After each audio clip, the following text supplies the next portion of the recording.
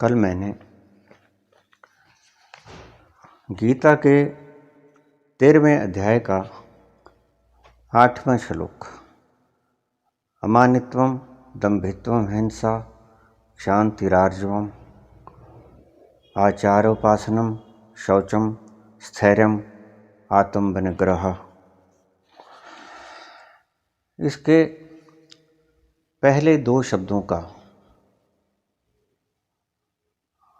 अनुवाद किया, उसका अर्थ समझाया।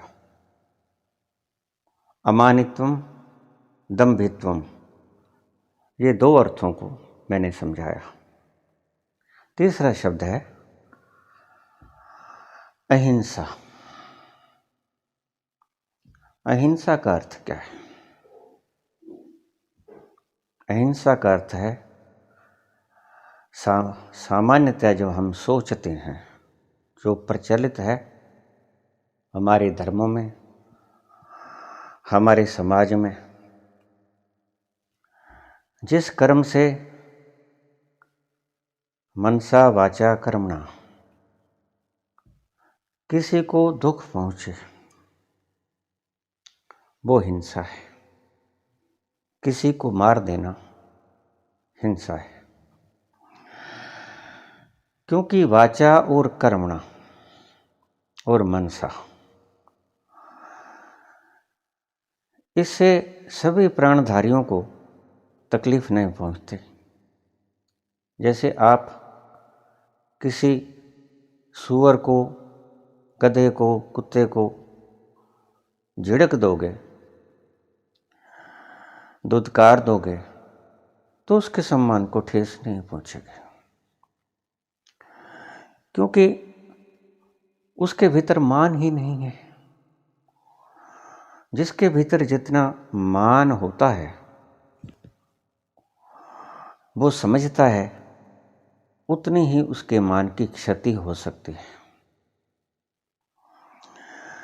यहाँ मैं सही मान की बात नहीं करता हूँ, जिसे तुम माने बैठे हो उसकी बात करता हूँ। हिंसा का अर्थ है मन से, वचन से और कर्म से किसी को दुख न देना। सो बाकी प्राणधारियों को हम शारीरिक रूप से प्रताड़ित कर सकते हैं, सिर्फ ऐसे पशु पंछी इनके शरीर का वध कर सकते हैं, लेकिन केवल मनुष्य ही ऐसा प्राणी है जिसको हम मानसिक प्रताड़ना भी दे सकते हैं। शारीरिक प्रताड़ना, शारीरिक दुख तो दे ही सकते हैं,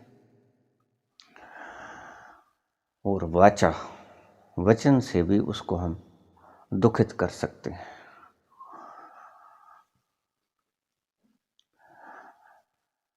अहिंसा मन, वचन और कर्म से किसी को दुख न देने की भावना। इसका मतलब ये नहीं है जो हम अक्सर लगा लिया करते हैं। रोज मेरे पास ऐसे प्रश्न आते हैं कि आपके शब्दों से अगर हमारी धारणाएं टूटती हैं, हमें दुख पहुंचता है, तो क्या आप पाप कर रहे हो? सवाल बिल्कुल ठीक है। पाप तो मैं तब कर रहा हूं अगर मैं जानबूझ के आपके मन को दुखित करना चाहता हूं। लोग मुझसे पूछते हैं कि आपके वचनों से हमारे मन को कभी कभी तो बड़ी प्रसन्नता होती है, बड़ा आनंद आता है, लेकिन कभी कभी ऐसा होता है कि हमारे मन को दुख पहुंचता है। क्या आप पाप करते हैं? बड़ा सूक्ष्म प्रश्न है, इसे आप समझेंगे।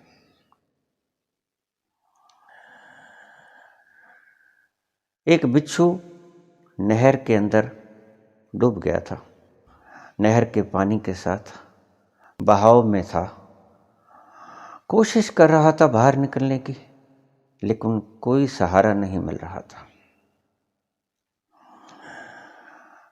नहर का पानी नदिया का पानी आगे आगे हल्की हल्की गति से चले जा रहा था। संत ने देखा कि तड़प रहा है बिच्छू, मरने की कगार पे है, इसको निकाला जाए। आसपास कुछ भी नहीं था, तो उसने कहा चलो अपनी अंगुली से ही निकाल देते हैं।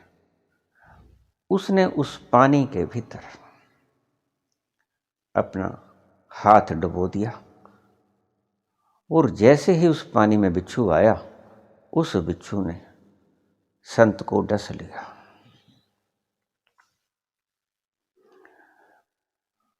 और डसने के कारण दर्द हुआ उसके, उसने छिटक दिया, लेकिन मन में भावना कि ये मर जाएगा, इसको निकालूं। उस करुणा के सागर ने उसको मरने की स्वीकृति नहीं दी। उसने फिर कोशिश की, अंजलि बांधी पानी के भीतर। जैसे ही बिच्छू को बाहर निकालने लगा, उसने फिर डस लिया। बहुत पीड़ा हुई। आपको पता है बिच्छू के डसने से पीड़ा बहुत हुआ करती है, फिर भी उसकी करुणा न मिटी। उसने कहा मर जाएगा, कोई बात नहीं, हम दर्द सह लेंगे, मरेंगे तो नहीं ना, लेकिन इसको निकालेंगे, मरने नहीं देंगे। ये भावना गहनतम में उतर गई और उसने तीसरी बार फिर प्रयास किया। बिच्छू ने फिर डंक मारा। पास में कोई भद्र पुरुष खड़े थे। वो कहने लगे, भाई संत जी, आप ये क्या कर रहे हो? ये आपको डसे जा रहा है, आप इसकी जान बचाने की कोशिश कर रहे हैं, छोड़ दो। ये अपना स्वभाव छोड़ने को नहीं है।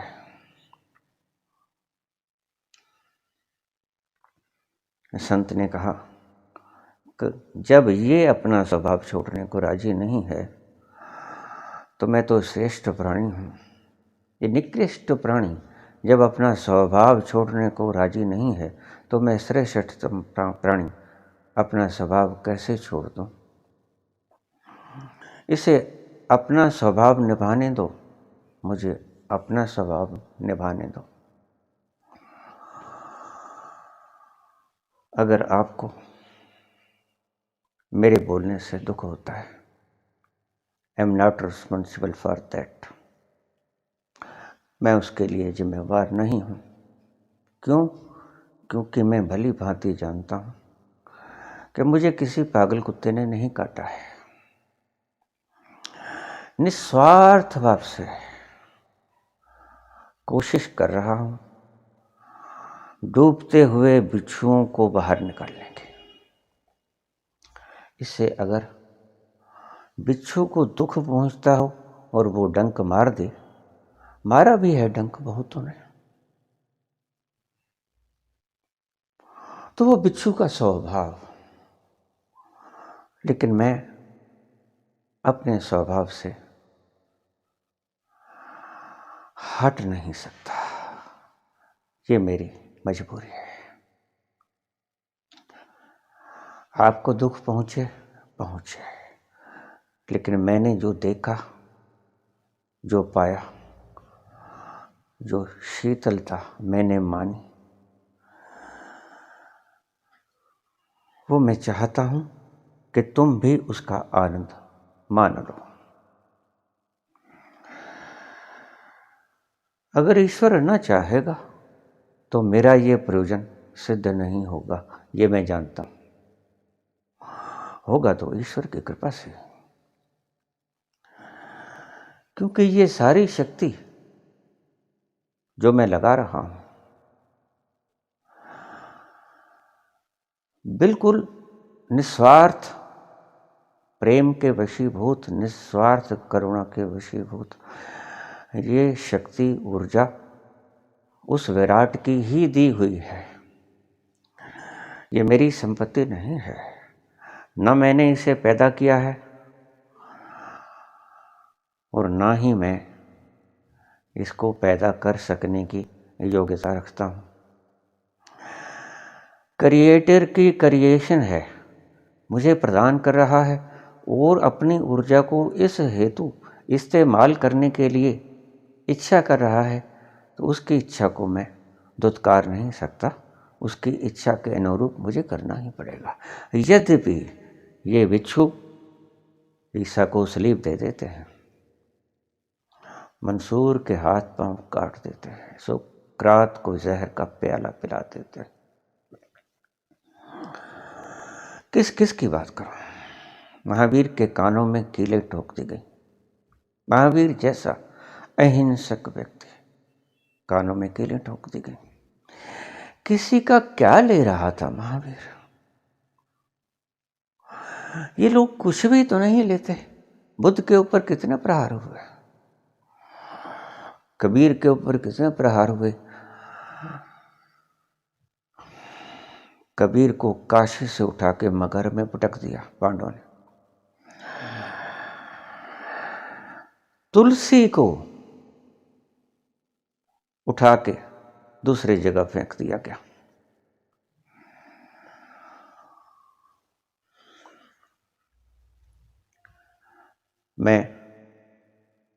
मेरे बोलने से अगर किसी को दुख पहुंचता है तो उसका एक उपाय है। क्या? मुझे सुनना बंद कर दो। मैं कोई विशाल पांडाल लगा के, कोई अड्डा लगा के, विशाल फैलाव करके, कोई स्टेज लगा के, सुंदर व्यवस्था करके आपके सामने नहीं बैठा हूं। दुकानदारी खोल के नहीं बैठा हूं कि आओ मुझे सुनने। डिंडोरा नहीं पिटवाया। मैं बोल रहा हूं और इतना अहिंसक रूप से बोल रहा हूं कि तुम्हें सुनने के लिए भी बाध्य नहीं करता। हाँ, इतना अवश्य आपसे प्रार्थना किए देता हूं कि आप कृपया अगर मुझे नहीं सुनना चाहते तो इसके आगे जरूर इसको शेयर कर दो, क्योंकि हो सकता है आपको प्यास न लगी हो और कोई पानी के बिना मरे जा रहा हो, कोई इस शीतल धारा से इसकी चाह में जीवन खत्म किए जा रहा हो, जीवन लगाए जा रहा हो, भटके जा रहा हो, शायद उसको मार्ग मिल जाए। इतना अवश्य आपसे अनुग्रह करूंगा।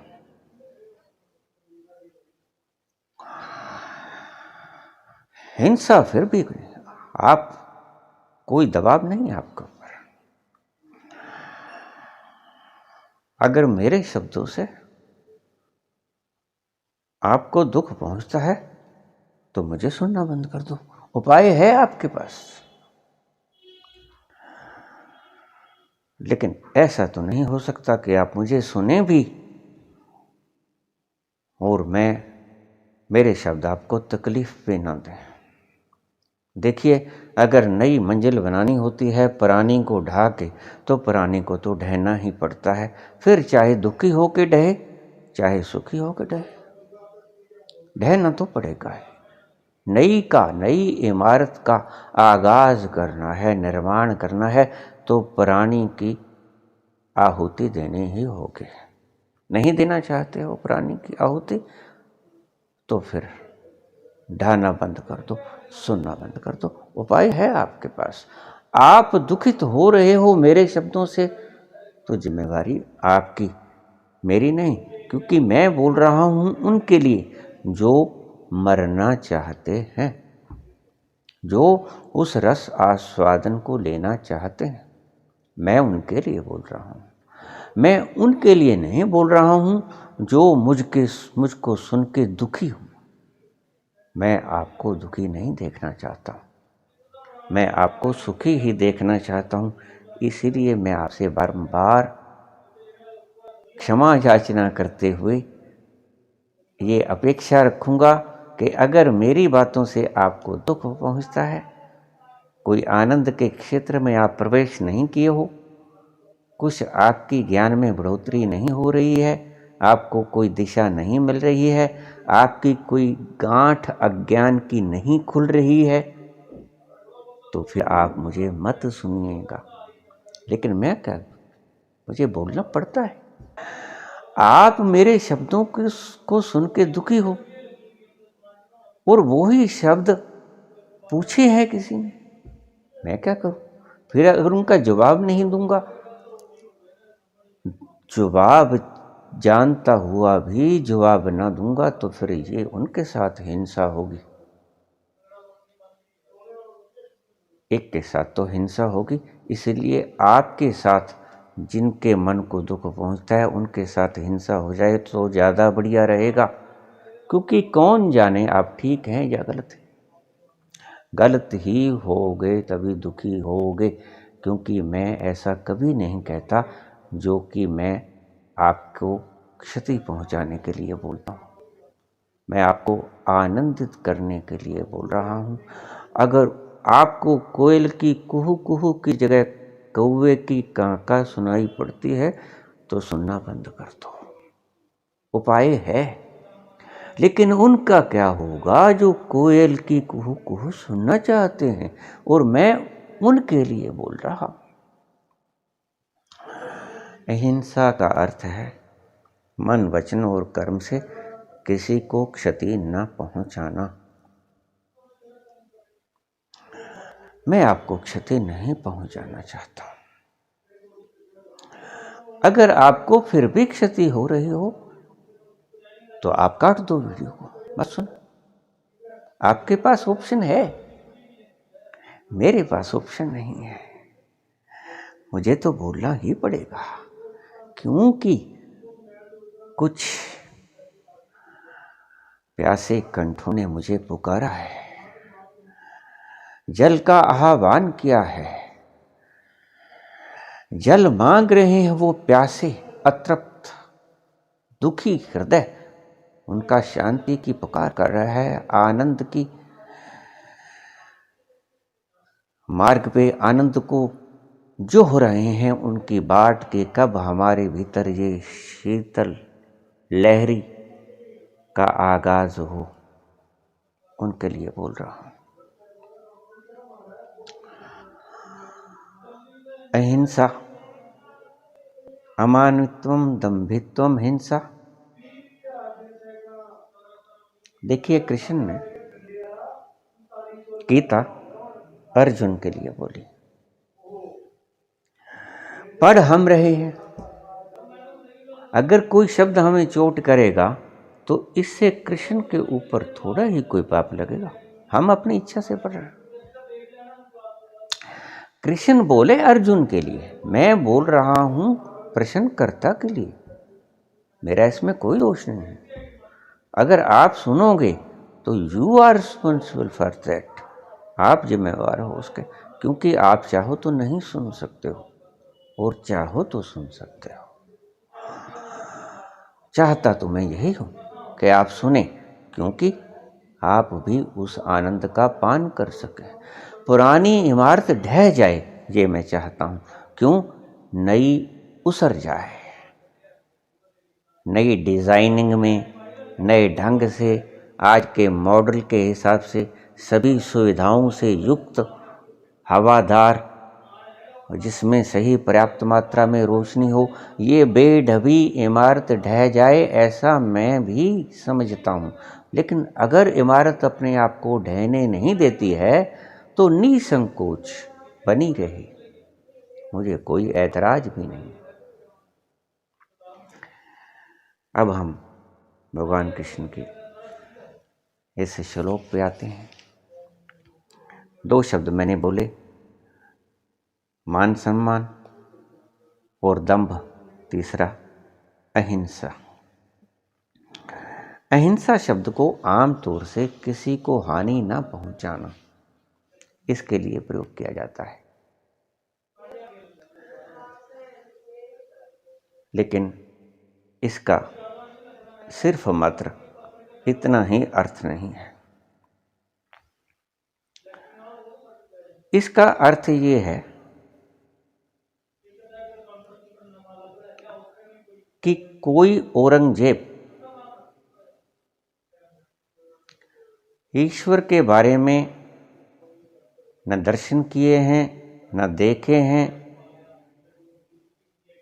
न पढ़े हैं ठीक से, न उसका आस्वादन किया है। औरंगजेब ने खुद उस रस का आस्वादन कभी नहीं किया था,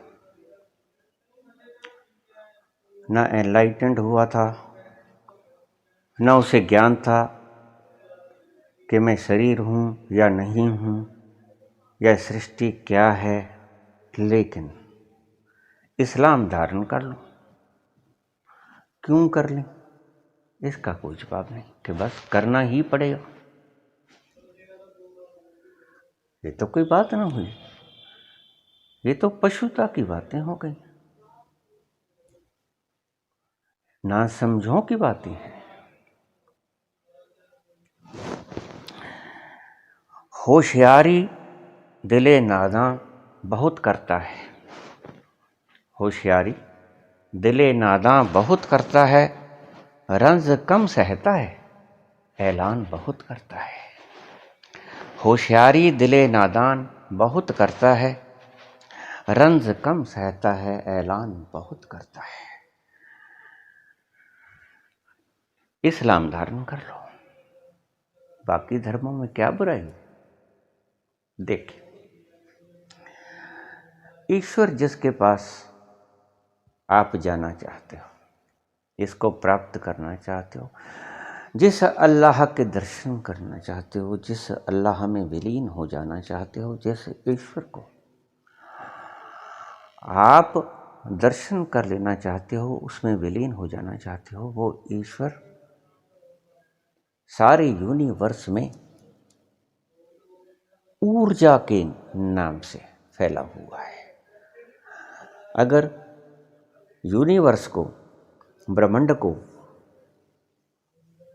थोड़े शब्दों में डिस्क्राइब करना हो, उसकी डेफिनेशन बतानी हो, तो क्या कहना होगा कि universe is full of energy. ऊर्जा से भरा हुआ जो है वह ईश्वर है। ऊर्जा, सब जगह जहां देखोगे आप ऊर्जा को ही पाओगे। ऊर्जा की किस्में हैं, कहीं केमिकल हो जाती है, कहीं काइनेटिक हो जाती है। देखिए, ऊर्जा अगर फ्रिज में जाएगी ठंडी हो जाएगी, हीटर में जाएगी गर्म हो जाएगी, पंखे में जाएगी घूमने लग जाएगी, पानी की मोटर में जाएगी तो पानी को ऊपर धकेलना शुरू कर देगी, क्रेन में जाएगी तो चीज़ों को उठाना बैठाना शुरू कर देगी, बाहर को उठाना शुरू कर देगी। ऊर्जा एक, प्रयोग अनेक। इस ऊर्जा को किस तरह से पाया जाना है या किस तरह से उपयोग करना है, यह साधक को भली भांति पता है। ये सभी रास्ते कि उससे क्या काम लेना है। घुमा के हवा लेनी है, इसके द्वारा पानी ऊपर चढ़ाना है, ठंडी एसी में से हवा लेनी है, फ्रिज में ठंडा करना है, या सर्दी है हीटर से तापमान सेकना है, ठंड से बचना है। ऊर्जा के उपयोग अलग अलग हैं। ईश्वर यानी ऊर्जा।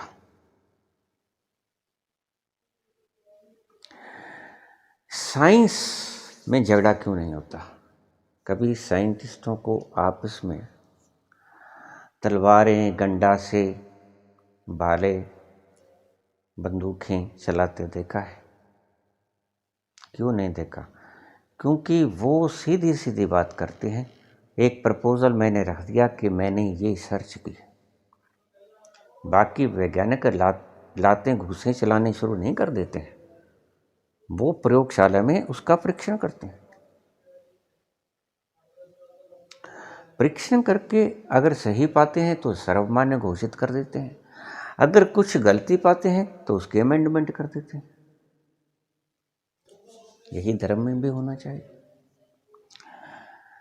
धर्म क्योंकि सच्चा नहीं है, समझिए मेरे शब्दों को, धर्म क्योंकि सच्चा नहीं है इसीलिए लड़ाई झगड़े करता है। सच्चा कैसे नहीं? क्योंकि देखा नहीं जिस ईश्वर को जिसके बारे में बातें कर रहे हैं। न औरंगजेब ने देखा है, न तुम्हारे तथाकथित संतों ने देखा है। जो झगड़ा करवाते हैं उनकी बात करता हूँ मैं। औरंगजेब ने कहा कश्मीरी पंडितों से कि मुस्लिम बन जाओ, उसने कहा नहीं बनेंगे। कुछ मार दिए, कुछ डर के मारे बन भी गए, बन गए, कुछ शरण में गए। गुरु तेग बहादुर गए, महाराज ऐसा हो रहा है। तो बालक गुरु गोविंद सिंह पूछते हैं अपने पिता से कि पिताजी क्या बात है, ये लोग क्यों रो रहे हैं, क्यों दुखी हैं, क्या तकलीफ है? तो बेटा किसी महान हस्ती के बलिदान की आवश्यकता है भारतवर्ष को।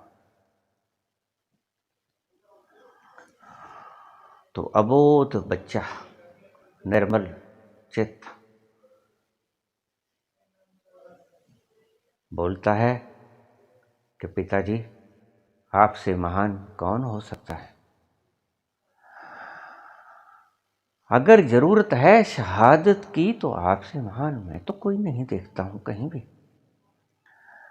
भला कोई अपने पिता को या अपने पारिवारिक सदस्य को शहीद करने के लिए भेजेगा? नहीं भेजेगा। औरंगजेब पहुंचा हुआ नहीं था, एक फितूर था दिमाग में कि मुसलमान बन जाए सारी धरती बन जाएगी, मुसलमान बन जाएगी तो पहुंच जाएंगे। बिना पहुंचा हुआ व्यक्ति जो धर्म का कबूल करवाना चाहता है वो धर्म भी ऐसा वैसा ही होगा? कैसे कह सकते हो? जिसने देखा ही नहीं, अगर कोई व्यक्ति ताजमहल का गुणगान कर रहा है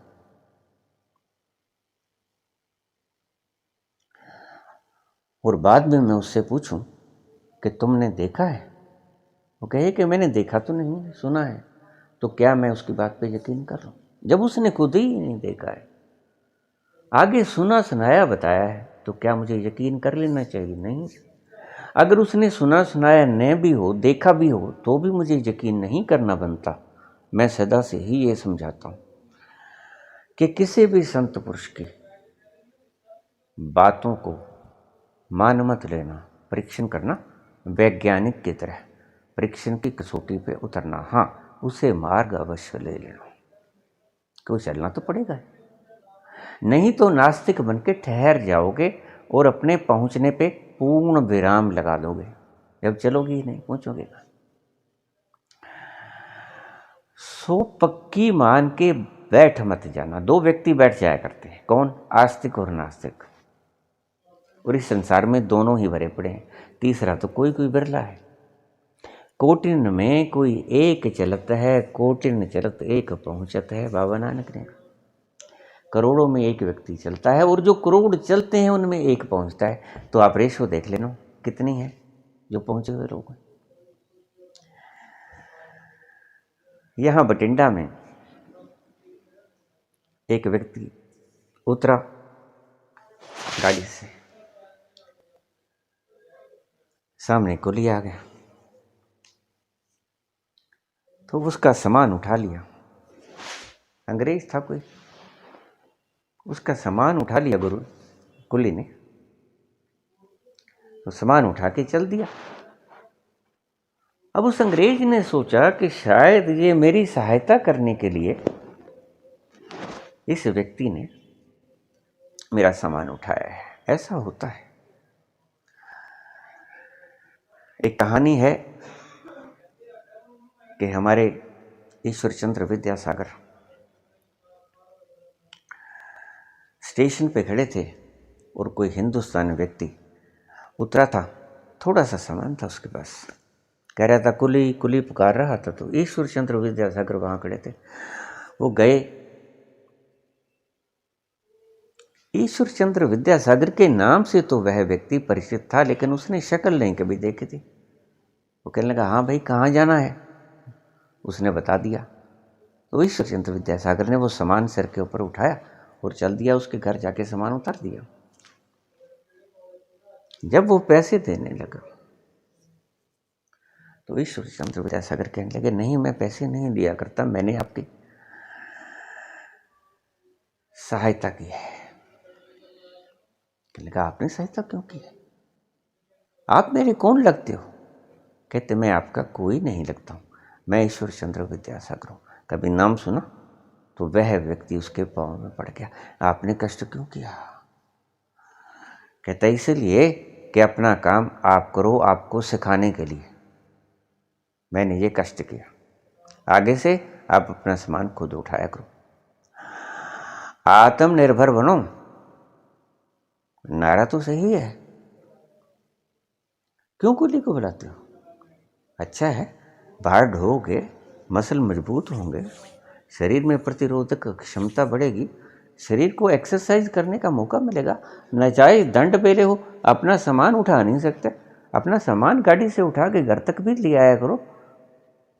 ऐसा आत्मनिर्भर बनो, यही ईश्वरचंद्र विद्यासागर कहते थे। अपना काम आप करो। और वो अंग्रेज, तो उसने सोचा कि शायद सहायता करने के लिए आया होगा।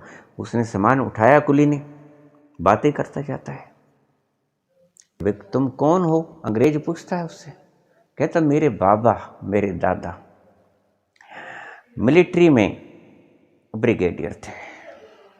तो वो वेरी गुड। आप कौन हैं? Who are you? कहता, मेरे पिता कर्नल रिटायर हुए हैं। तो ठीक, वेरी गुड, बड़ी सेवा कर रहे हो देश। लेकिन आप कौन हैं? कहता, मैं तो यहाँ बठिंडा में कुली का काम करता हूँ। आप कौन हैं? औरंगजेब चाहता है सभी मुस्लिम बन जाएं, लेकिन ठीक है, मैं कहता हूँ सभी मुस्लिम बन जाएं, या सभी हिंदू बन जाएं, या सभी ईसाई बन जाएं, या सभी पादरी बन जाएं, सभी जैनी बौद्धे बन जाएं, कोई धर्म बुरा है क्या? मजहब नहीं सिखाता आपस में बैर रखना।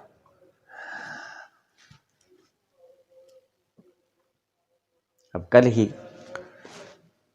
मैं एक वीडियो देख रहा था, बड़ी सुंदर वीडियो। ये लड़ाई झगड़ा कराने वाले लोग, ऐसे ऐसे तर्क, बस इनकी शक्ति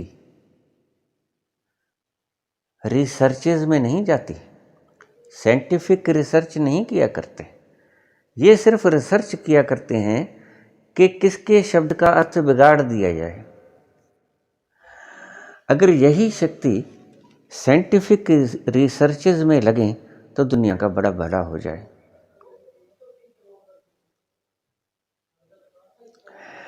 इनकी शक्ति लगती है दंगे कैसे कराए जाएं, दो माओं के लालों का खून कैसे सड़क के ऊपर बिखेरा जाए, दोनों की गर्दनें कैसे कटें, शांत प्रिय लोगों में गुस्से और क्रोध की लहर कैसे पैदा की जाए। इन शरारती दिमागों की खोपड़ियों में सदा यही रिसर्चेस होती रहती हैं। और ये बेचारे मीडिया वाले, कई तो गरीब होते हैं, कई अमीर होते हैं। गरीब मैं उन्हें कहता हूं जो पैसे के लिए बिक जाते हैं, अमीर मैं उन्हें कहता हूं जो भूखे रह लेते हैं लेकिन सत्य बोलते हैं। मेरी परिभाषा थोड़ी सी टेढ़ी ही होती है। अमीर मैं उन्हें कहता हूं जो भूखे रहना, ठीक, झूठ नहीं बोलते। और गरीब मैं उन्हें कहता हूं चाहे उनके पास सब कुछ हो, लेकिन पैसा चाहिए झूठ बोल देंगे। जैसे किराए के बंडवे नहीं होते, राजा के भांड। सीता जी का विवाह हो रहा है और भांड जनक जी की प्रशंसा कर रहे हैं, उनके कुल का व्याख्यान कर रहे हैं। पुराने जमानों में भांड हुआ करते थे, आजकल तो नहीं होते क्योंकि राजशाही का जमाना नहीं है। लेकिन आजकल भी भांड है, ये मीडिया भांड है।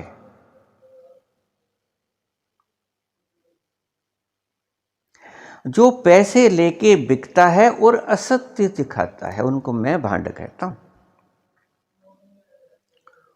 और जो पैसे लेता ही नहीं, सिर्फ सत्य बोलता है, वो है सही पत्रकार। ये स्तंभ हैं। स्तंभ का अर्थ क्या है? सारा भार आप 4 खंभों पे टिका है, अगर एक खंभा भी हटा लोगे तो जो इमारत है उसको खतरा हो जाएगा। यहां तो सारे स्तंभ ही हटा लिए गए हैं। कहां तक नाम गिनवाएं, सभी ने हमको लूटा है। ठीक कहा था उन्होंने, कहां तक नाम गिनवाएं, सभी ने हमको लूटा है। औरंगजेब को पता नहीं परमात्मा क्या है। फ्रिज में जाके ठंडी हो जाती है ऊर्जा, हीटर में जाके गर्म हो जाती है, गीजर में जाके गर्म हो जाती है, एसी में जाके ठंडी हो जाती है। वो ही ऊर्जा, वो ही। तुम देखो, कोई बाहर जो मीटर के अंदर ये थोड़ा लिखा है कि ये ऊर्जा ठंडा करेगी, ये ऊर्जा गर्म करेगी, ये ऊर्जा कुनकुना करेगी, लिखा है कहीं? कहीं नहीं लिखा। इस ऊर्जा से मशीन चालू हो जाएगी, इस ऊर्जा से बाहर उठाया जाएगा। ऊर्जा एक है, उसके फंक्शन अलग अलग हैं। ऐसे ही धर्म है। अगर आप फ्रिज के अंदर हीटर लगा दोगे तो फ्रिज बेकार हो जाएगा। बना दो मुसलमान को हिंदू, क्या फर्क पड़ता है? बना दो हिंदू को मुसलमान, लेकिन एक बात समझ लेना कि फ्रिज से फिर चीजें उबलती हुई निकलेंगी और एसी आग फेंकेगा और हीटर लेह लद्दाख याद करवा देगा। करवा दो, हमें क्या आपत्ति। अलग अलग ऊर्जा के ढंग थे। कोई ठंडक की तरह चल रहा था, समर्पण भाव। कोई गर्म की तरह चल रहा था, हीटर की तरह, संकल्प भाव। अब हीटर में अगर आप एसी फिट कर दोगे और बैठोगे ठंड में आके आग सेंकने के लिए, तो वो तो आपको जमा देगा, वो आपके खून को जमा देगा। और अगर एसी के अंदर हीटर डाल दोगे तो गर्मी में तपते हुए आओगे और वो आपको और पिघला देगा। ये थे धर्म के अर्थ, जो आपकी मूर्ख समझाने वाले ज्ञानियों ने आपको गलत राह पे डाल दिया। किसी से तो सीखा ही होगा औरंगजेब, खुद तो जाना ही नहीं था। जिससे सीखा वो गलत था व्यक्ति, या ये गलत समझ गया औरंगजेब, दोनों में से एक बात है। लेकिन मैं देखता हूं, मैंने कुरान भी पढ़ी है, मैंने गीता भी पढ़ी है, वेद भी पढ़े, शास्त्र भी पढ़े, उपनिषद भी पढ़े, श्री गुरु ग्रंथ साहब भी पढ़ा। करीब करीब बोल रहा हूं, सभी तो भक्तों की वाणी ना पढ़ सकूंगा, लेकिन मैंने काफी भक्तों की वाणी पढ़ी है। ऐसा नहीं है। संकल्प के मार्ग अलग हैं, समर्पण के मार्ग अलग हैं। अगर आप समर्पण के राह पे चलने वाले साधक को संकल्प के मार्ग पे धकेल दोगे तो कभी नहीं पहुंच पाएगा। क्यों? कोई 2 महीने पहले मेरे पास एक जैनी आ गए। वो मुझे कहने लगे कि बुद्ध ने एक शब्द कहा था। बुद्ध के प्रिय वचनों को सुनकर स्त्रियां कहने लगी कि भगवान बनते हमें भी अपने धर्म में दीक्षित कर लो। सुनने जैसी बात है। आपकी जीवन का एक मुख्य अंश के रूप में इसे धारण कर लेना। स्त्रियां गईं महात्मा बुद्ध के पास, प्रार्थना की, प्रणाम किया, दंडवत चरणों में शीश नवाया और उनसे बेनती की कि बनते हमें दीक्षा दे दीजिए, हमें भिक्षुणी स्वीकार कर लीजिए।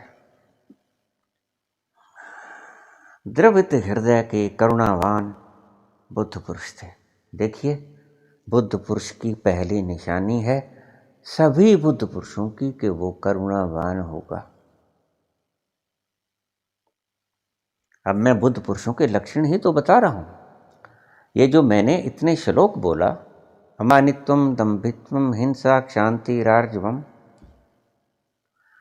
ये ज्ञानी पुरुषों के लक्षण ही बोल रहा हूं और उसी के ऊपर मैं चर्चा कर रहा हूं।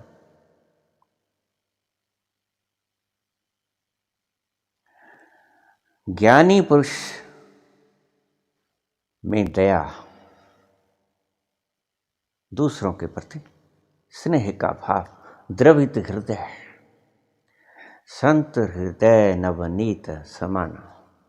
संत का हृदय मक्खन की तरह होता है, थोड़ा सा ताप लगा और पिघल जाता है। पिघल गए बुद्ध, हृदय द्रवित हो उठा। इनको भी हक तो है उस ईश्वर तक पहुंचने का, उस आनंद का आस्वादन करने का, इन्हें भी तो हक है। लेकिन बुद्ध जानते थे कि स्त्रियों में समर्पण भाव ज्यादा होता है, पुरुषों में अटैकिंग प्रवृत्ति ज्यादा होती है, संकल्प ज्यादा होता है। इसीलिए अगर स्त्री भाव मैंने संकल्प भाव के अंदर दीक्षित कर दिया तो वो तो पहुंच ही नहीं सकेगी, बल्कि मेरा धर्म विकृत हो जाएगा। लेकिन वही बिच्छू वाली बात, संत के डंक मारता था, वो अपना स्वभाव नहीं छोड़ता। वो पानी से निकालना चाहता, उसकी जान बचाना, पर वो उसको डसे जा रहा है, उसका स्वभाव है डसना। वो ये समझता ही नहीं कि ये मुझको निकाल रहा है मेरी जीवन बचाने हेतु,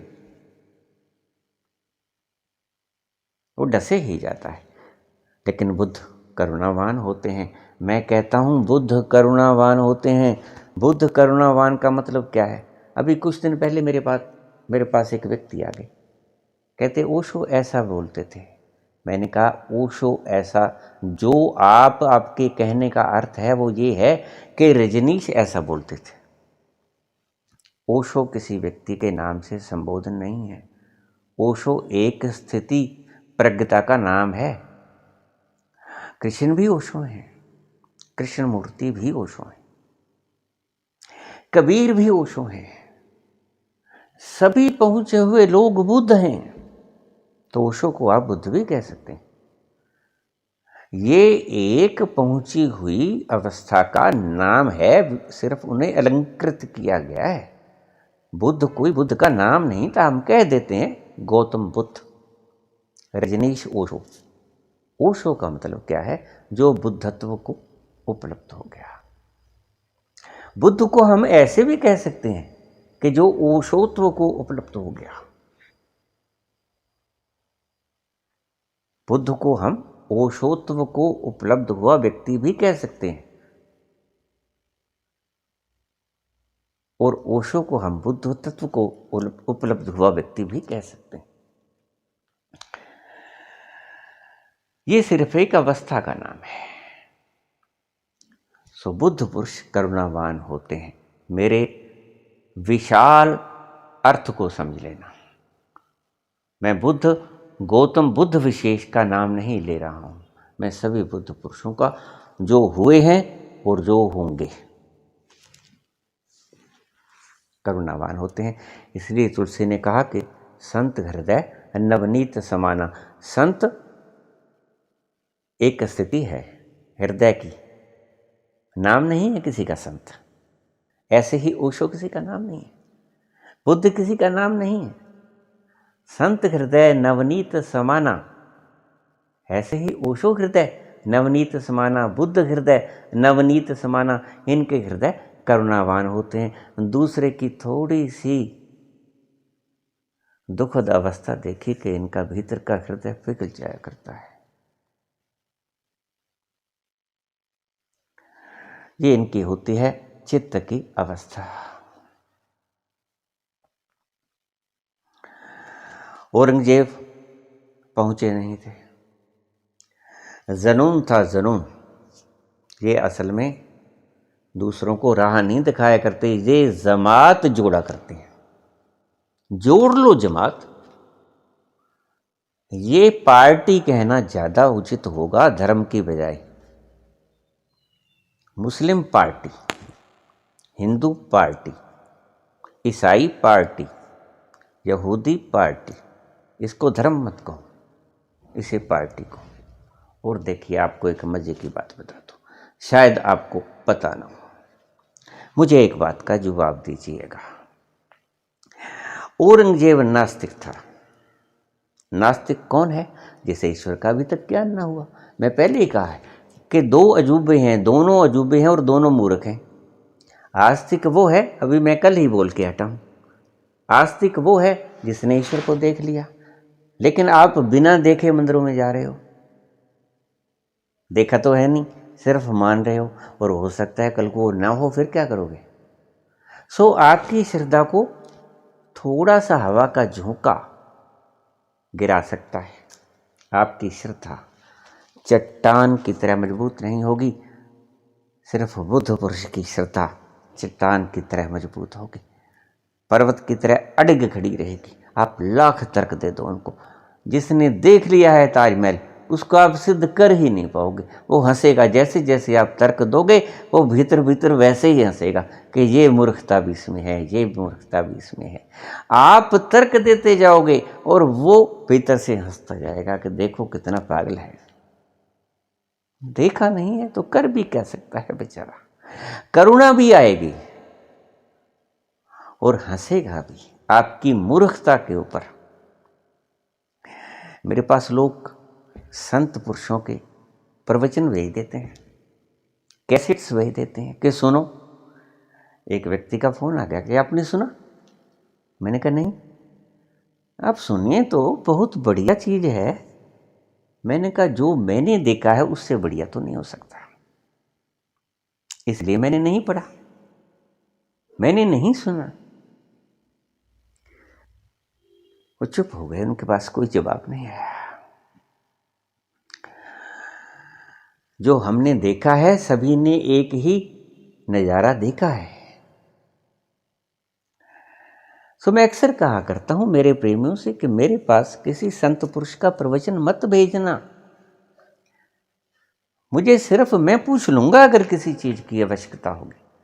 ईश्वर के बारे में तो मैं कभी भी नहीं पूछूंगा। एक बात तो बिल्कुल निश्चित है, हाँ, मैं ये पूछ लूंगा कि व्हाट्सएप कैसे चलाया जाता है, यूट्यूब कैसे खोला जाता है, ये मैसेज कैसे करना है, ये डिलीट कैसे करना है, ये पूछूंगा अवश्य, क्योंकि तकनीक से, ये ईश्वर की बनाई हुई सृष्टि की तकनीक से है, ये तो मैं पूछ सकता हूं। लेकिन ईश्वर के बारे में कभी नहीं पूछूंगा। इसलिए ईश्वर संबंधी व्याख्यान मेरे पास मत पहुंचाना। मैं अक्सर ही कहा करता हूं मेरे प्रेमियों से कि मुझको भाई क्यों भेजा है जब मैंने सुनना ही नहीं है। वो कहते हैं कि ये हरी टिक तो आई नहीं, नीली टिक तो। मैंने कहा भाई मैंने देखा ही नहीं और मैं देखूंगा भी नहीं, मैं पढ़ूंगा भी नहीं। क्यों नहीं पढ़ोगे? मैं इतना आश्वस्त हूं कि मैंने अपनी आंखों से ताजमहल देख लिया है। मैं आपसे उसके गुणगान सुनने को नहीं बैठा हूं, मैं तो गुणगान करने को बैठा हूं। यहां अपनी कोठड़ी में अकेला बैठा उसका ही तो गुणगान कर रहा हूं, उस सर्वशक्तिमान को तो निहार रहा हूं, पल पल क्षण क्षण उसी में तो ही डूब रहा हूं, उसी का ही तो आनंद और शीतलता का पान कर रहा हूं। मेरे पास इतना वक्त कहां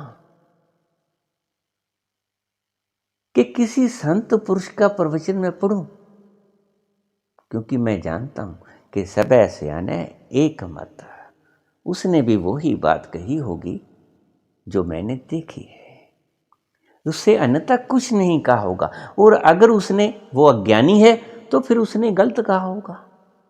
तो अब वो बेचारा है तो है ही नहीं, तो मैं कहूंगा भी किसको?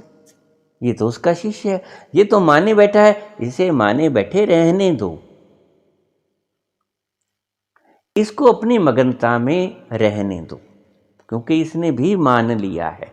देखा होगा उसने, इसने तो मान लिया है कम से कम, क्योंकि जो दूसरे का व्याख्यान मुझे भेज रहा है कि ये देखो, इसका अर्थ ये है कि इसने तो नहीं देखा है। औरंगजेब ने नहीं देखा था, औरंगजेब को इतना भी नहीं पता था। संकल्प और समर्पण, वो बहुत दिशाएं। सही पूछो तो जितने मनुष्य इस जगत में पैदा हुए हैं उतने ही रास्ते हैं परमात्मा तक पहुंचने के।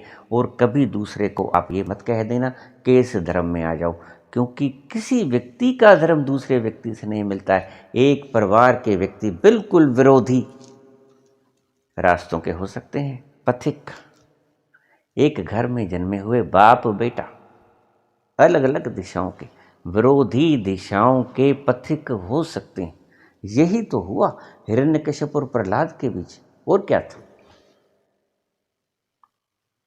हिरण्यकश्यप प्रहलाद को कह रहा था मत चलो इस रास्ते पे, ये गलत है तुम्हारा समर्पण का रास्ता, संकल्प पे चलो। वो कहता था मैं हूं परमात्मा, मुझे मानो। और प्रहलाद कहता था नहीं, भजमन नारायण नारायण नारायण, भजमन नारायण नारायण नारायण। वो नारायण भगत था। बाप बेटे दोनों, रास्ते अलग अलग नहीं, रास्ते विपरीत, विरोधी,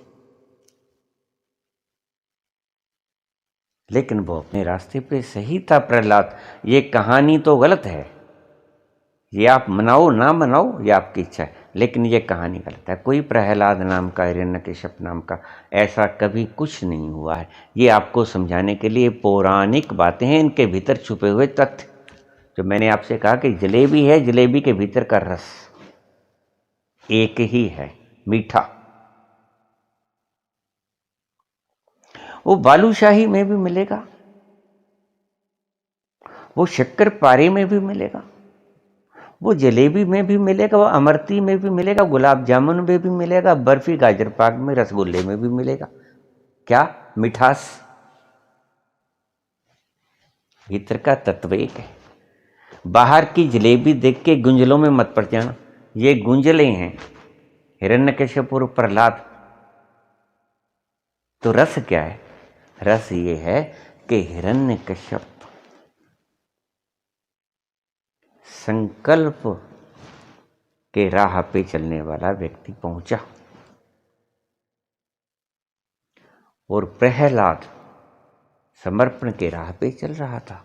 रास ना आया हिरण्यकश्यप को, पुत्र मोह में कहने लगा बेटा इस राह से नहीं मिला करता। उसको ये पता नहीं था कि इस राह से भी मिला करता है। रोकने लग गया, लेकिन वो कहाँ रुका? जिसके भीतर आनंद जग गया हो जिस विधि से, वो नहीं रुकेगा। अगर आनंद जग गया मुस्लिम के कारण, हिंदू के कारण, ईसाई के कारण, यहूदी के कारण तो वो मोल्ड किया ही नहीं जा सकता। आप उसको धर्म परिवर्तन कह ही नहीं सकते, वो धर्म परिवर्तित हो ही नहीं सकता। हाँ, जो अभी चला ही नहीं उसको आप कैसे ही मोल्ड कर लो। बच्चे को आप रामायण पढ़ा दो, रामायण पढ़ लेगा। कुरान पढ़ा दो, कुरान पढ़ लेगा। बाइबल पढ़ा दो, बाइबल पढ़ लेगा। गीता पढ़ लेगा, वेद पढ़ लेगा, उपनिषद पढ़ लेगा, सारे धर्म ग्रंथ पढ़ लेगा, जो भी आप पढ़ा दोगे, क्योंकि बच्चे को अभी खुद का ज्ञान नहीं हुआ, अभी खुद का रस नहीं मिला। जिसको जिस मार्ग से रस मिलना शुरू हो गया वो बिल्कुल नहीं छोड़ेगा उसको, उसका धर्म परिवर्तन किया ही नहीं जा सकता। धर्म परिवर्तन आप तब तक कर सकते हो जब तक कि उसको उसके धर्म में आनंद नहीं आया। किसी धर्म में आनंद नहीं आया वो धर्म परिवर्तन कर सकता है। और सभी मैं कह रहा हूं कि मैं सभी ही गिनूंगा। जब कोई कहीं कहीं हजारों मील पे एक दिया जलता है तो मैं सभी ही शब्द इस्तेमाल करूंगा। कोटिन में कोई एक चलत है, कोटिन चलत एक पहुंचत है। तो फिर इन पहुंचे हुए व्यक्तियों को तो ना ही गिने तो अच्छा। तो करीब सभी व्यक्ति ना पहुंचने वाले ही यहां बैठे हैं, चाहे वो राज पे बैठे हों, चाहे वो मजदूरी कर रहे हों। जो पहुंचे हैं वो अपनी मगनता में बैठे हैं, वो किसी को बदलने की चेष्टा नहीं करते हैं, सिर्फ अपना मार्ग बतलाया करते हैं कि ये है मेरा मार्ग, ऐसे पहुंचा जा सकता है। बस वो ये नहीं कहेगा कि आप भी ऐसे पहुंचे जाओ, वो भली भांति जानता है कि वैसे भी पहुंचा जा सकता है। मैं कल देख रहा था, अपने पुत्र से कहा कि बेटा अगर जयपुर से दिल्ली जाया जाए, पहुंचना तो दिल्ली है, कितने किलोमीटर? तो उसने कहा इतने किलोमीटर। अगर यहाँ से पहुंचा जाए तो फिर उसने कहा इतने किलोमीटर। सभी जगह से मैंने पूछा तो सभी के अलग अलग जवाब मिले। मैंने कहा जाना तो दिल्ली है और फर्क आपने इतने हजारों किलोमीटर का डाल दिया, पहुंचना एक ही जगह पे है। तो बेटा कहता है पापा जितनी दूर से चलेंगे रास्ता तो उतना ही होगा ना। तो आप को इतना तो समझा सकते हैं कि ये सरल मार्ग है, जल्दी आ जाएगा। अगर आप पंगे ले लेके ही चलना चाहते हो तो फिर सबसे कठिन रास्ता ये है संकल्प का, इसके ऊपर चल पड़ो। अगर बिल्कुल ही अड़ के जाना चाहते हो तो संकल्प का मार्ग है। अगर आराम से नाचते गाते पहुंचना चाहते हो तो समर्पण का मार्ग है। इतना बता सकते हैं सिर्फ हम, आपको अपना मार्ग चेंज करने के लिए बाध्य नहीं कर सकते, क्योंकि अगर आपके मन को संकल्प जच गया तो आप उधर से भी नाचते गाते हुए ही चल पड़ोगे, क्योंकि आपको आसान लगेगा, वो आपके मन के अनुकूल बैठ जाएगा, आपको वो रास्ता आसान लगेगा। समर्पण करना आपको ठीक नहीं लगेगा।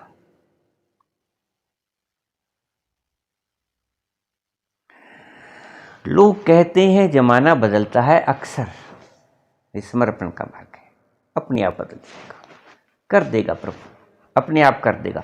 लोग कहते हैं जमाना बदलता है अक्सर, छोड़ देते हैं परमात्मा पे, अपने आप जो करेगा ठीक। मर्द वो हैं जो जमाने को बदल देते हैं, ये संकल्प आ गया। मर्द वो हैं जो जमाने को बदल देते हैं। और अगर तुम्हें ये जमाने को बदल देने का रास्ता अच्छा लगता है तो संकल्प पे चले जाइए। अगर आपको ये लगता है कि खुद परमात्मा ही पहुंचा देगा, उसकी मर्जी, तो आप छोड़ दीजिए सब कुछ, समर्पण के मार्ग से चल पड़िए। चल ही पड़ोगे, बहना थोड़ा ही होता है, तैरना पड़ता है। बहना तो हुआ करता है, पड़ता है तैरना, बहना नहीं पड़ता। बहना तो हुआ करता है। गंगा के साथ बहोगे, तुम क्या करोगे? कुछ नहीं करोगे, गंगा करेगी जो कुछ करेगी, तुम तो बहोगे।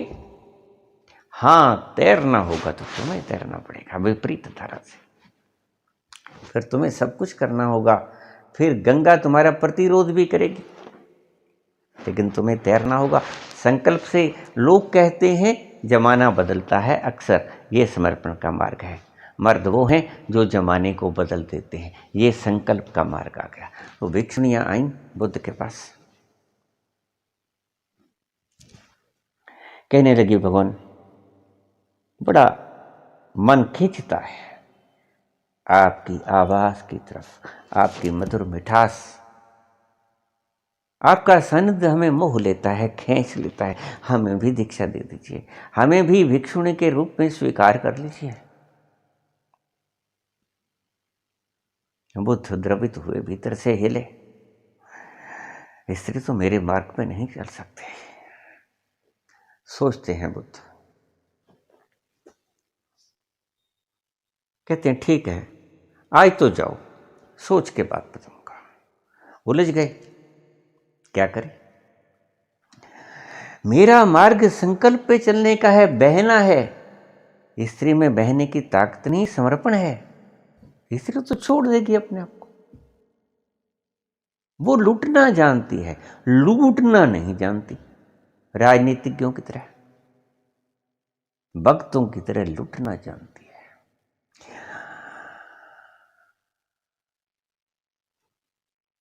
लेकिन मेरा मार्ग तो प्रयास के द्वारा मिलेगा। हमने तो सब कुछ अपने प्रयास से करना है।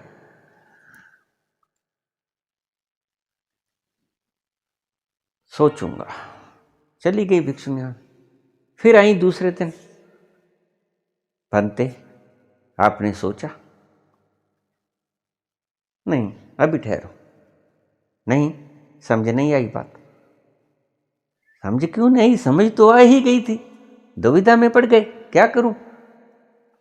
इनका मन भी नहीं तोड़ सकता, बहुत विलक्षण प्यास जगी है इन्हें, लेकिन मेरा मार्ग इन्हें ठीक नहीं आएगा। ये दुविधा है, क्या करूं? लेकिन जब भिक्षुणियां नहीं मानी तो बुद्ध ने एक शब्द कहा कि ठीक है, मैं तुम्हें दीक्षा दे देता हूं, लेकिन याद रखना मेरा धर्म 500 साल से ज्यादा नहीं चल पाएगा। क्यों कहा उन्होंने? मुझे प्रश्न कर दिया।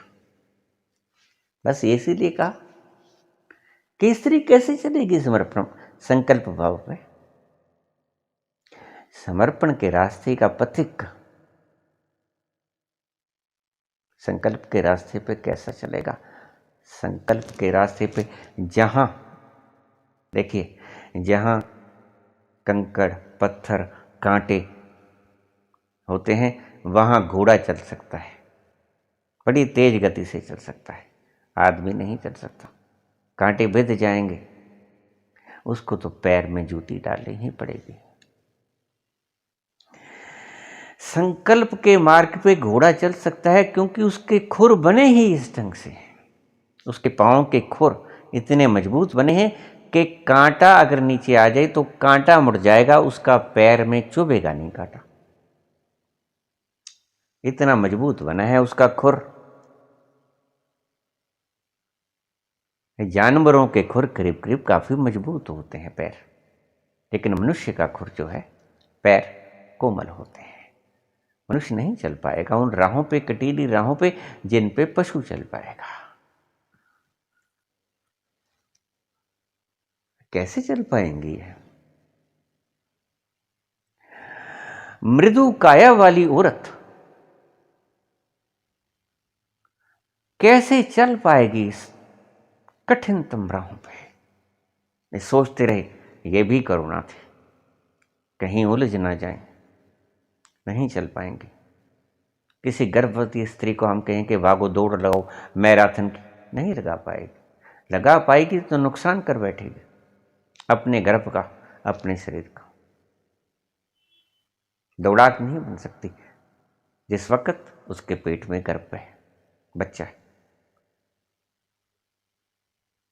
वक्त देखना होता है, मनोदशा देखनी होती है, सभी कुछ देख के चुनाव करना होता है कि कौन सा राह ठीक बैठेगा। आप जानते हैं कि बुद्ध के गुरु कौन थे? बुद्ध के गुरु थे मुसलमान। मुसलमान से दीक्षा ली थी उन्होंने। आज हिंदू मुसलमान करने वाले लोग, खैर उनके अर्थ तो हम समझते हैं, आज तो शायद सभी समझना शुरू हो गए हैं, नहीं समझे तो और समझ जाएंगे, कोई बात नहीं, आखिर तो समझ ही जाएंगे। लेकिन बुद्ध मुसलमान के द्वारा पहुंचे, उनके गुरु थे अनार कलाम। अलार कलाम से उन्होंने दीक्षा ली थी।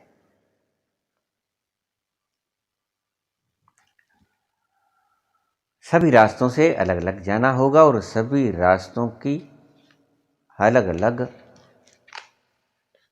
ढंग से चलना होगा। कहीं परिश्रम की जरूरत पड़ेगी, कहीं छोड़ने की जरूरत पड़ेगी, कहीं पकड़ने की जरूरत पड़ेगी, कहीं तैरने की जरूरत पड़ेगी, कहीं बहने की जरूरत पड़ेगी। सभी व्यक्ति एक ही रास्ते से नहीं चले जाएंगे, क्योंकि ईश्वर की व्यवस्था ही ऐसी है। अगर तुम कहो कि अमावस्या की रात काली क्यों है, तो काली है, बस उसने बना दी। सूरज में चांदना क्यों है, तेज क्यों है, गर्म क्यों है, क्या बताएं? क्यों है नहीं पता हमें, है इतना पता है। औरंगजेब ने जनेऊ उतारने शुरू कर दिए, मुस्लिम धर्म धारण करो। ऐसे पागल लोग, आज बहुत से पागल लोग ऐसी बातें किया करते हैं सभी धर्मों में, मैं रोज सुनता हूं। गरीबों को पैसे दिए जा रहे हैं, ईसाई धर्म में प्रवृत्त हो जाओ। गरीब आदमी को, क्योंकि उसको रोटी की जरूरत है, उसको धर्म का कुछ नहीं लेना देना है, धर्म से उसका कोई मतलब नहीं। अरे पेट भरेगा तो ही आगे की बातें सूझेंगी। जिससे तुम कहते हो कि हिंदू राष्ट्र बनाएंगे, उनको सबसे पहले उनके पेट भरो। ये लोग ठीक है तुम्हारे भक्त हैं, लेकिन भक्तों का इतना दुरुपयोग मत करो, इनका पेट तो भर दो। बना लेना हिंदू कोई बात नहीं, बना लेना मुसलमान कोई बात नहीं। मेरी तो इच्छा ही है कि सभी हे ईश सब सुखी हों। सर्वे भवन्तु सुखिनां, सर्वे सन्तु निरामया, सर्वे भद्राणि पश्यन्तु मा कश्चित् दुःखभाग् भवेत्। हे ईश्वर कोई दुखी ना हो, हे ईश सब सुखी हो, कोई न हो दुखारी, सब हो निरोग भगवान, रोग भी ना हो किसी को। धन धान्य के भंडारी। मैं ये नहीं कहता हूं कि कोई एक आदमी सभी का धन खींच ले, बाकी क्या करेंगे? बाकियों को भी तो ईश्वर ने जीने के लिए भेजा है, वो तुम्हें दंडित करेगा, आखिर तो जाओगे उसी के पास, उसी के पास जाना होगा। ये जो मुस्लिम धर्म में एक बहुत सुंदर शब्द आता है कि क़यामत के वक्त ईश्वर उठाएंगे। देखिए ये क़यामत एक दिन नहीं होगी, थोड़ी इधर भी चर्चा कर लें। क़यामत के दिन, क़यामत का एक दिन नहीं आएगा जब ईश्वर सबको उठाएगा, बुलाएगा, हिसाब लेगा, ऐसा कुछ नहीं होने को है, घबराओ मत। क़यामत कब होती है? एक गिद्ध भागा जा रहा था, शेर उसको खाने लगा, वो कहने लगा ठहरो ठहरो ठहरो, मुझे मत खाओ, प्रलय हो जाएगी, क़यामत हो जाएगी, मुझे मत खाओ। क़यामत हो जाएगी? कैसे क़यामत हो जाएगी तुम्हें खाने से? मैंने तो इतने पशु खाए हैं, कभी क़यामत नहीं हुई। कहता नहीं, मेरे मरने से, मेरे खाने से क़यामत आ जाएगी। तभी समझाओ। कहता देखो मुझे तुमसे डर भी लगता है, मुझे थोड़ा दूर चले जाने दो, फिर समझाऊंगा। मुझे डर लगता है, क़यामत तो आएगी, लेकिन तुम ये पाप ना करो, इसलिए थोड़ा सा मुझे तुमसे डर भी लगता है, थोड़ी दूर चले जाने दो, तुम्हारी पहुंच से बाहर। तो ठीक है, बेचारा कोई अहिंसक शेर होगा, मोदी जी की तरह शेर है, अहिंसक है, हिंसा नहीं करता।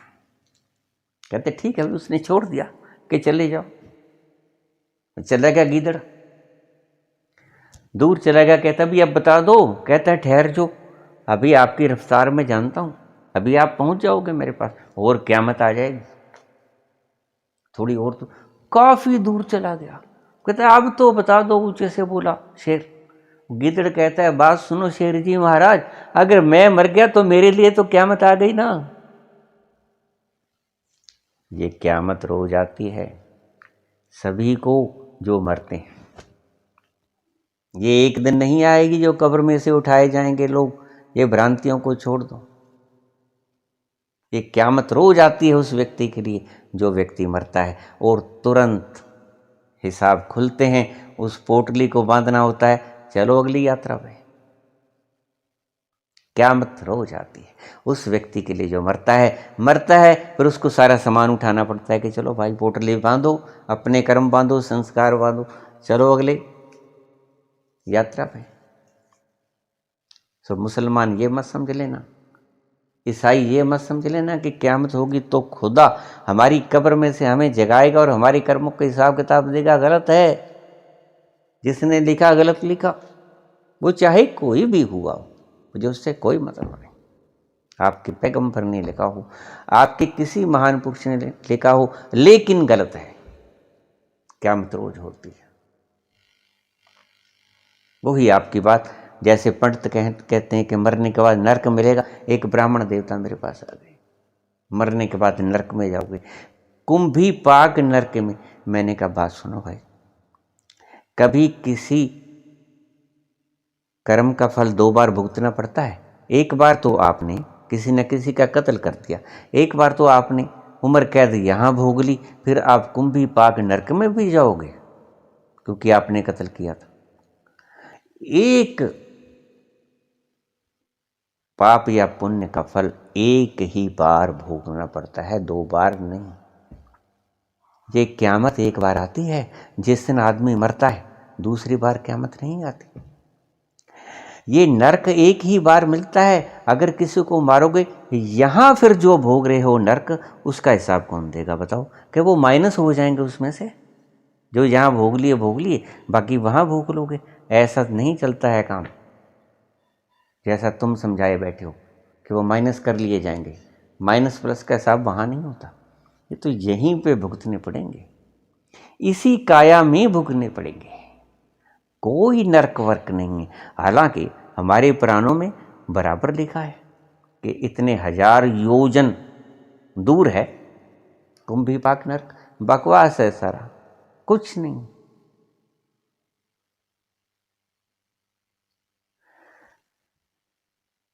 तो भिक्षुणी गई बुद्ध के पास। बुद्ध कहने लगे ठीक, मैं आपको दीक्षा दे देता हूं, लेकिन याद रखना मेरा धर्म 500 वर्ष से अधिक नहीं चल पाएगा। क्यों?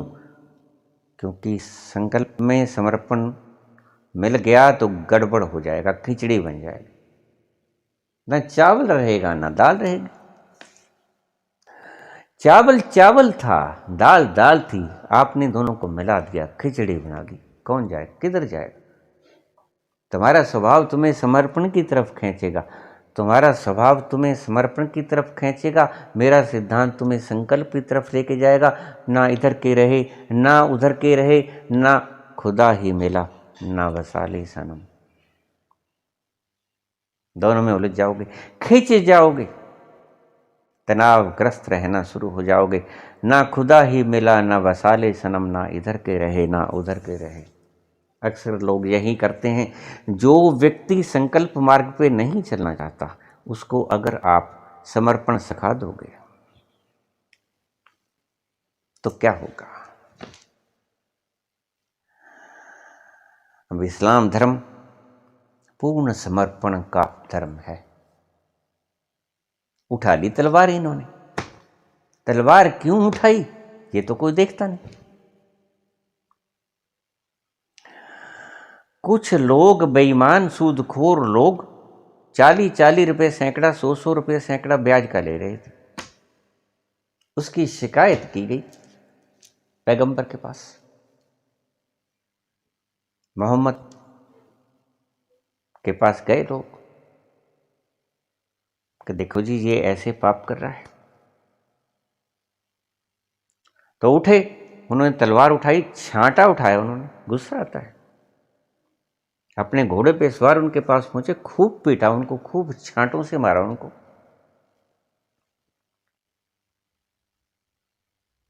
और आप क्या समझ लेते हो कि यह लड़ाई खोरा है धर्म। नहीं नहीं, ऐसा लड़ाई खोरा नहीं है इस्लाम धर्म। इस्लाम का मतलब ही शांति होता है। ये आपको कभी ना बताएंगे राजनीतिक लोग। मुझे राजनीति से कुछ नहीं लेना देना, मैं धर्म के हिसाब से परिभाषा दे रहा हूँ। वो एक बार कोड़ा उठा लिया, उठाया किसी लिए? करुणावश। गरीब लोग जिनके पास है नहीं, वही तो ब्याज पे पैसा उठाएंगे। और ये 100-100 रुपये सैकड़ा ब्याज लगा रहे हैं। ब्याज ही नहीं दिया जाता, मूल कैसे दिया जाएगा? उनको गुस्सा आया, उन्होंने छांटा उठाया, उन्होंने खूब पीटे, लाल कर दिए बदन उनके, मार मार के छांटे। वहां से आप इन्हें निर्दयी धर्म समझने लगे। लेकिन वो निर्दयता दिखाई किसके लिए? वो निर्दयी पुरुषों के लिए निर्दयता का फरमान जारी किया है उन्होंने, ये समझ लेना। हमारा दुश्मन मुल्क हमारे ऊपर आक्रमण करे और हमारे देश के राजा, हम, क्योंकि हम तो समर्पणवादी हैं ना, हिंदू धर्म तो समर्पणवादी है। हालांकि हिंदू धर्म कोई धर्म नहीं होता, लेकिन चलो आप अगर सनातन धर्म को हिंदू धर्म कहे हो, आप अगर इस्लाम को मुस्लिम कहे हो, तो क्या फर्क पड़ता है? आप सनातन को हिंदू कह लो। जब आप इस्लाम को मुस्लिम कहे हो तो सनातन को हिंदू कह लो, कि क्या फर्क पड़ता है? हिंदू धर्म का आगाज सिंधु घाटी के इधर जो आदमी थे उनको पुकारने के लिए किया जाता था। सिंधु घाटी के परली तरफ जो लोग रहते थे वो सह शब्द का उच्चारण नहीं कर पाते थे। सिंधु, बहुत से व्यक्ति हैं जो किसी विशेष शब्द का उच्चारण नहीं कर पाते हैं। तो सह शब्द का उच्चारण नहीं कर पाते थे, उनसे सह नहीं बोले जाता, वो है बोलते थे। वो सिंधु नहीं कह पाते थे, हिंदू कह पाते थे। हिंदू, सिंधु नहीं कह पाते थे। इसलिए वहां से उन्होंने हिंदू कहना शुरू कर दिया। बोलते थे सिंधु, निकलता था हिंदू, वो हिंदू धर्म बन गया। हमारे एक मास्टर थे, मास्टर शिवदत्त जी, ब्राह्मण थे, हमें पढ़ाया करते थे। उनसे डे नहीं बोला जाता था। मजाक की, थोड़ा थोड़ा हंसना खेलना भी चाहिए, मन का चाव होता है। अगर इतनी गूढ़ तुम बातें करता रहूंगा, बोर हो जाओगे ना। तो उनसे डे नहीं बोला जाता था, तो हमसे कहता कि बोलो बच्चों गोरा। अब घोड़ा बोलना होता था, घोड़ा, लेकिन डे तो बोल नहीं सकते थे। डे को रे बोलते थे। बोलो बच्चों घोरा, तो हम कहते घोरा। तो नहीं नहीं नहीं, ऐसा नहीं। अच्छा होगा शिक्षक बेचारा, अच्छा ही था, ब्राह्मण व्यक्ति था। कहते नहीं नहीं नहीं, ऐसा नहीं है। फिर बोलो जैसा मैं बोलता हूं वैसे मत बोलो। और कैसे बोलें? वैसा ही तो बोलेंगे। अच्छा बोलो घोरा, तो हम सभी कहते, सारी क्लास घोरा। अरे नहीं भाई, नहीं नहीं नहीं, ऐसा नहीं बोलना है, घोरा। हम कहते गोरा। हम क्या कहें? अब डे बोलना नहीं आता, रे बोलना आता है। कहते बच्चों देखो, मैं तो कहूंगा घोरा, लेकिन तुमने क्या बोलना है? तुमने बोलना है गोरा। हम कहते गोरा। अब कैसे सही करोगे इसको? गोरा। वो बोलते, दमड़ियां चलती थी तब, एक दमड़ी, दो दमड़ी, तीन दमड़ी का एक पैसा। तो हम वो बोलते एक दमरी, दो दमरी, तीन दमरी का एक पैसा, वैसे हम बोलते। अरे बोलना नहीं आता था उसको। ऐसे सिंधु घाटी के परली तरफ रहने वाले लोग स शब्द का इस्तेमाल नहीं कर पाते, वो है बोलते थे। हिंदू, वहां से चला हिंदू धर्म। किसी लिए इस्तेमाल की तलवार, किसी लिए कूड़े इस्तेमाल किए उन्होंने। हमारे देश पे अगर कोई आक्रमण कर दे, हमारे हिंदू धर्म का जो भी नेता हो, उस वक्त हिंदू धर्म की जो हमारी प्राइम मिनिस्टर की जो कुर्सी किसी के पास हो, वो हुक्म करे कि इन काफिरों को मार दो, वो काफिर किसको कहेंगे? हमारे पीएम साहब काफिर किसको कहेंगे? जो हमारा दुश्मन मुल्क हमारे ऊपर अटैक किए है, हमारा दुश्मन मुल्क हमारे पे अटैक किए है, वो जिस नीयत से आया है, हमें मारने की नीयत से आया है, तो क्या वो बोलेगा कि जो मारने की नीयत से आए हैं उनके गलों में हार डाल दो? ये राफेल वगैरह किस लिए मंगाए? ये नहीं बोलेंगे वो कि उनके गले में, काफिरों के गले में, दुश्मनों के गले में हार डाल दो। वो कहेंगे कि दुश्मनों को मार दो। काफिर वो दुश्मन को कहते थे। दो धड़ों में लड़ाई हुई थी वहां, हिंदू मुसलमान नहीं थे, मुसलमान ही थे। दो धड़े थे, जैसे सिया सुन्नी नहीं होता, सभी जगह बंट गए हैं, देखा किसी ने नहीं है। ये बददिमाग लोग सारे दिन बंटवारे करते रहते हैं, शरारती दिमाग बैठे बैठे रिसर्च करते रहते हैं, झगड़े करवाने के लिए नई नई रिसर्च रोज पैदा करते हैं, और उनको उन रिसर्च के बदले में पैसे मिलते हैं, तनख्वाह मिलती है। ए भाई, साइंटिस्ट पैदा करो, उनके हाथों में आप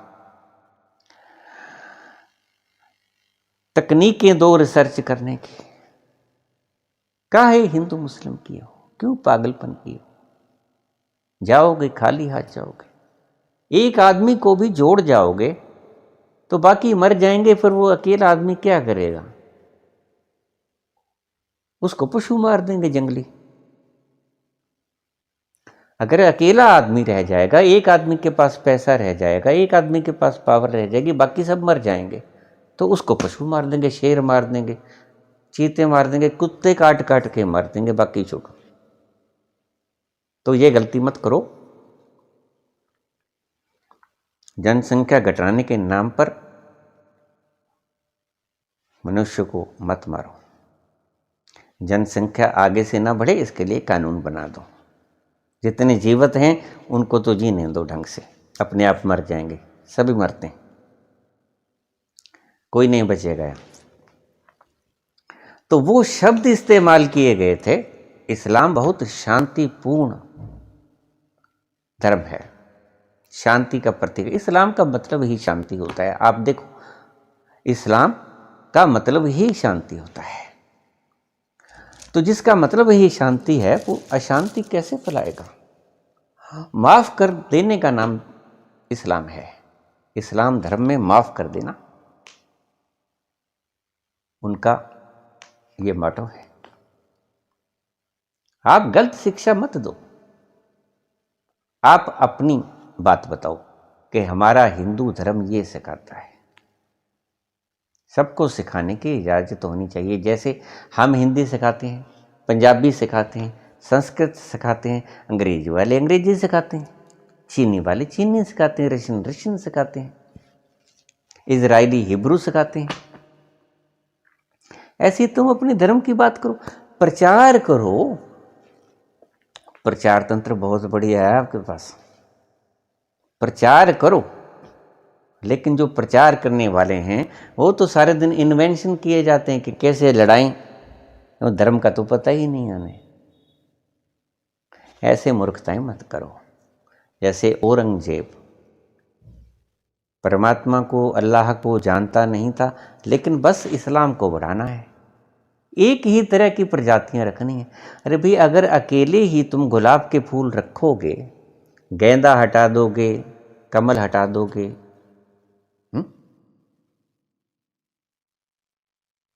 क्या होगा? मोतिया हटा दोगे, क्या होगा?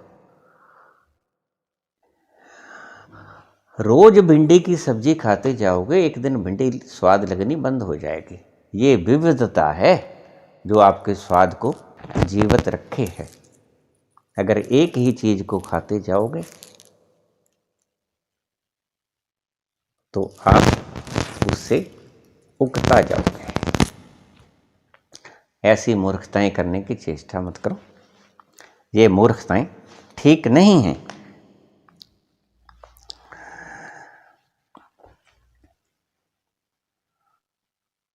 तो आपने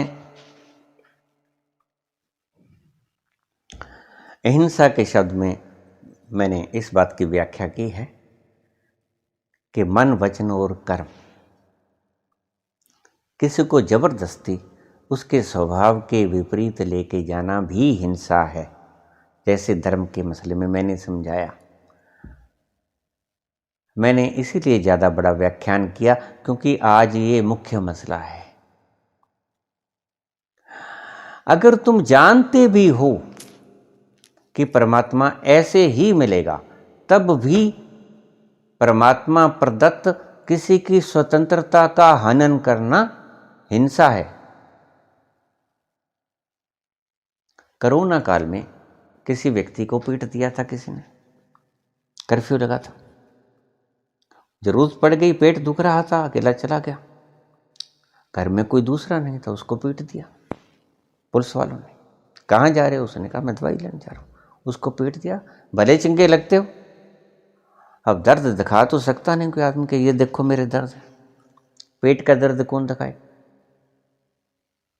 उसको तो पटक लिया, सड़क पे खूब पीटा। क्या करे, किसके पास जाए, कहां करे फरियाद? सब कुछ इनका ही है, कौन न्याय देगा? कितने अन्याय हुए कोरोना में। तो यहां का व्यक्ति था, मुझे जानता था, मैंने उसे फोन किया, मैंने कहा भी तुमने इसको क्यों पीटा? कहती जी अकेला। मैंने कहा देखो बात यह है, पहली बात तो उसके पेट में दर्द था, दर्द दिखाया नहीं जा सकता। दूसरी बात, आपकी दोनों बातें सही थी, इसने मास्क भी लगा रखा था और 6 फुट की दूरी, क्या 600 फुट की दूरी थी, आसपास कोई चिड़ी परिंदा भी नहीं था, और आपने उसको पीट दिया, बुरी तरह पीट दिया। पेट तो दर्द हो ही रहा था, अंग अंग दर्द कर रहा है इसका। कहते हमने इसकी भलाई के लिए पीटा। तो ऐसे ऐसे पागल लोग हमें नेतृत्व दे रहे हैं। मैंने कहा तू पागल हुआ है क्या? तेरे दिमाग में फर्क हो गया? इसका पेट दुख रहा है, लो मैं आता हूं बाहर, हालांकि मैं 7 साल से ज्ञान हूं, लेकिन मैं आज बाहर आता हूं, आप मेरे को हाथ लगा कर दो। अगर मैं मरना चाहता हूं तो मुझे मरने से कैसे रोकोगे बताओ? ये मेरी स्वतंत्रता का हनन है। मैं चाहता हूं कि मैं मर जाऊं, मैं जीना नहीं चाहता। आपके सारे संविधान पूरे, 6 फुट की दूरी, मास्क लगा के आ जाऊंगा। मैं चाहता हूं मेरे कोरोना हो जाए, मैं मर जाऊं। मेरे मरने की आजादी का हनन कर सकते हो क्या तुम? नहीं कर सकते। जीने का भी अधिकार है, मुझे मरने का भी अधिकार है। मैं चाहता हूं मुझे कोरोना हो जाए। तुम चाहते हो ना कि मेरे कोरोना ना हो? नहीं नहीं, तुम नहीं चाहते हो कि मेरे कोरोना ना हो। तुम ये चाहते हो कि इससे कैसे वसूल किया जाए, कैसे घर से लड़के आए हैं और कैसे ये सारा गुस्सा इसके ऊपर निकाला जाए। बात तो ये है सारी। अगर कोई मरना चाहता है, अब इतने किसान खड़े हैं, इतने लोग, आप रैलियां कर रहे हो, आपकी रैलियों में आपका मंतव्य होता है कि ज़्यादा से ज़्यादा लोग आएं, यानी ज़्यादा से ज़्यादा कोरोना फैले, तो जिम्मेवार कौन? और हमारे पंजाबी में कहावत है कि छाजता बोले छालनी की बोले।